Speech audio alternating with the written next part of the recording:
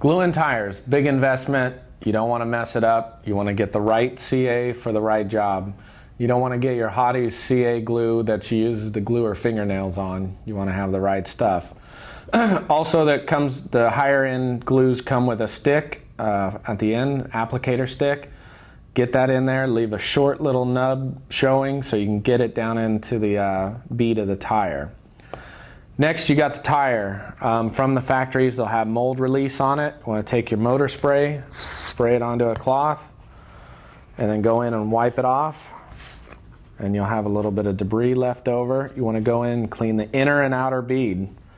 Next, you got the hole punch. You can get this at a hardware store.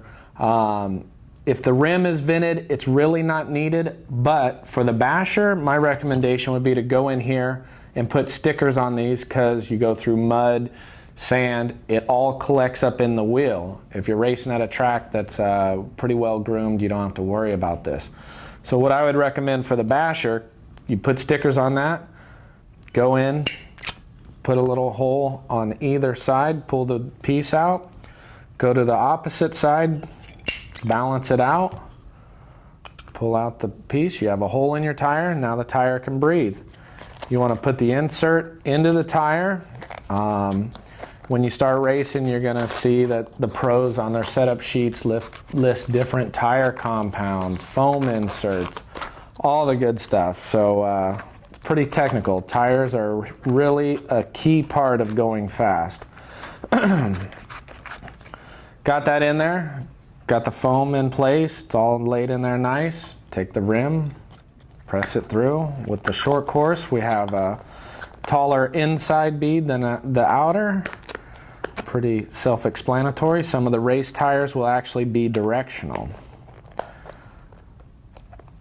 Get the bead down in there. Also, on some of the race tires, they'll have some excess rubber on the bead. And if you have a hard time getting the tire down in there, you want to cut a little bit of the excess off. Helps lay the bead down into the rim. We're going to take our CA. It's a medium strength, so it's not going to dry as fast. You go in, pull the tire back, insert the applicator down into the bottom of the bead, and work it all the way around.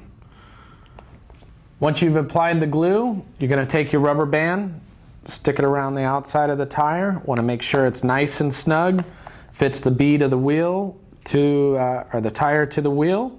If there's any excess glue around the outside, you can take your rag, wipe it off, and there you go.